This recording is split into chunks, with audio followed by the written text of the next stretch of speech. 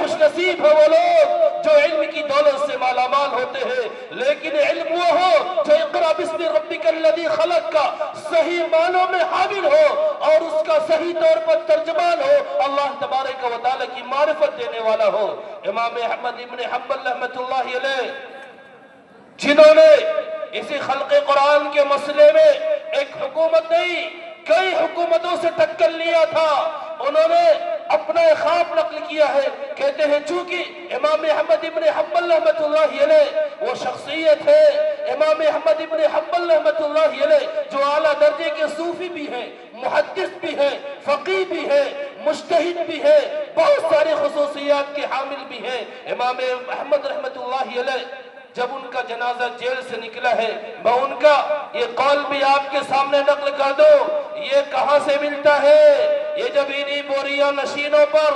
اور انہی چٹائیوں پر بیٹھنے والوں کے قدموں میں جاؤ گے جنہیں میں ڈھونڈتا تھا آسمانوں میں زمینوں میں، وہ نکلے میرے ظلمت خانے دل کے مکینوں میں، نہ پوچھ ان خرقہ پوشوں کی ارادت ہو تو دیکھ ان کو یدے بیضا لیے بیٹھے ہیں اپنی آستینوں میں، کہنے لگے تمہارے پاس طاقت اور قوت ہے، رکھو اپنے پاس ہے طاقت اور قوت، تم جو چاہو وہ کرو، لیکن تمہارے اور ہمارے درمیان جو فرق کرنے والا ہوگا وہ ہمارا اور تمہارا جنازہ ہوگا۔ چنانچہ ان کا جنازہ جب جیل سے نکلا ہے، وہ کندھے دینے والے 4 لوگ، لیکن جب جنازہ گاہ تک پہنچتا ہے تو تاریخی عالم میں اتنا بڑا جنازہ کبھی نہیں پڑھا گیا جتنا بڑا جنازہ امام احمد ابن حنبل رحمۃ اللہ علیہ کا پڑھا گیا۔ 99 مرتبہ اللہ تبارک و تعالی کی زیارت کی، ایک دن کہنے لگے اور سوچنے لگے ایک مرتبہ اور اللہ کی زیارت ہو جائے تو میں اللہ تبارک و تعالی سے پوچھوں، اے اللہ کیسے میں تیرا قرب حاصل کروں،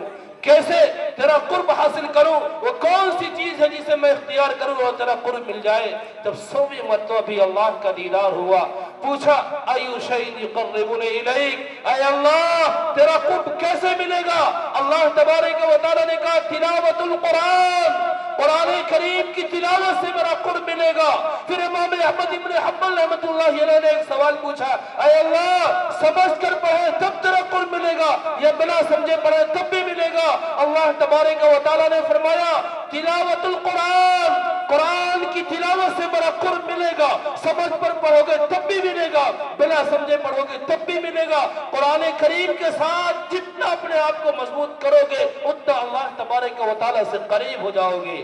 یہ جذبہ ہمارے نوجوانوں کے اندر بھی،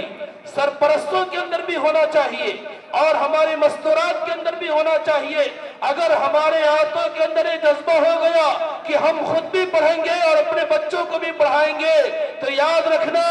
ان کی ذرا سی توجہ اس کو آسمان علم و فضل کا آفتاب و ماہتاب بنا سکتی ہے۔ میں ایک مختصر سا واقعہ بتا کر اپنی بات مکمل کروں چونکہ وقت مکمل ہو چکا ہے کہ امام بخاری رحمۃ اللہ علیہ، کون مسلمان ایسا ہے جو نہیں جانتا امام بخاری رحمۃ اللہ علیہ کون ہے؟ جن کا غلغلہ، جن کی شہرت، جن کی نیک نامی، جن کی مرتب کردہ کتاب صحیح البخاری اصح الکتب بعد کتاب اللہ کا مقام رکھنے والی امام بخاری رحمۃ اللہ علیہ کی تربیت کس نے کیا اور کس طریقے سے کیا؟ امام بخاری رحمۃ اللہ علیہ کے والد کا انتقال ہو گیا، چھوٹے ہیں، بچپن میں والد کا انتقال ہو گئے، یتیم ہو گئے، اور ان کے والد نے اپنے شاگردوں سے کہا تھا یہ دونوں باتیں نقل کرنی ہے اور دونوں باتیں ذہن میں رکھنی ہے اور اس پر غور کرنا ہے کس طریقے سے ایک شخص کو بنانے کے لیے، ایک فرد کو تیار کرنے کے لیے، ایک اولاد کو، ایک لڑکے یا لڑکی کو بنانے کے لیے کن چیزوں کی ضرورت پڑتی ہے۔ امام بخاری رحمۃ اللہ علیہ کے والد کا جب انتقال ہونے لگا تو انہوں نے اپنے شاگرد سے کہا یہ جو میرے پاس ترکہ ہے، یہ میرے پاس جو مال و زر ہے،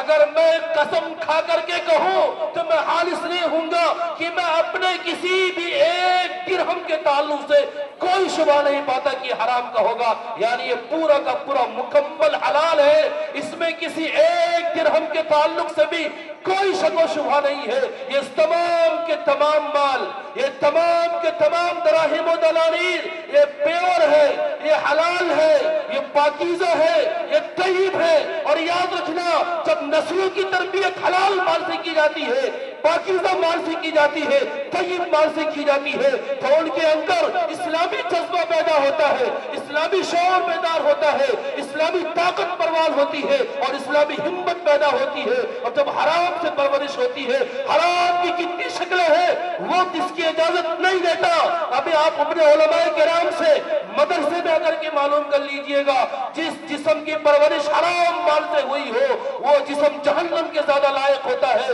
اور جو جہنم کے لائق ہوتا ہے اس کے اخلاق اچھے نہیں، اس کے کردار اچھے نہیں، اس کی رفتار اچھی نہیں، اس کا کردار اچھا نہیں ہوتا، وہ تو جہنم کا ایندھن بننے کے لیے ہے. امام بخاری رحمت اللہ علیہ کی والدہ نے اپنے اس بچے کی پرورش ان چھوڑے ہوئے مالوں سے کیا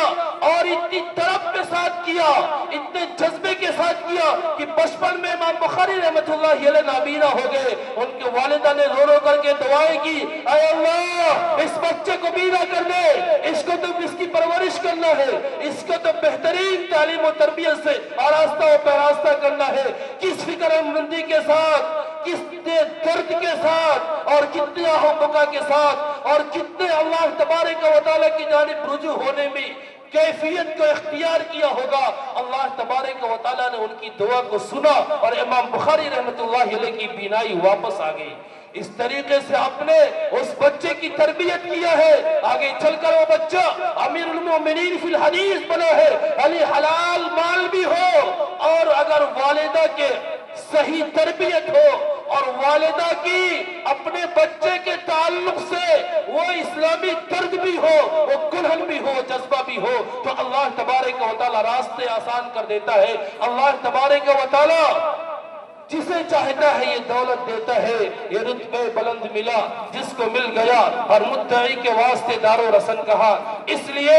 ہمیں ان خواتین سے بھی درخواست کرتا ہوں کہ وہ اپنے اندر یہ شعور پیدا کرے اور ہمت پیدا کرے کہ ہم بچوں کو پڑھائیں گے. اس کے لیے جو کچھ بھی ہو سکے گا ہم فاقے بھی برداشت کریں گے، اپنے خرچے کو بھی کم کریں گے، لیکن کبھی ہم ان کو علم سے بے بہرا نہیں ہونے دیں گے. ان کو ہم علم سے بہرا ور بنائیں گے اور اس کے لیے ہم سب کچھ قربان کرنے کے لیے تیار ہیں. اٹھ کیا بزم جہاں کا اور ہی انداز ہے، مشرق و مغرب میں تیرے دور کا آغاز ہے. وآخر دعوانا الحمدللہ رب العالمین.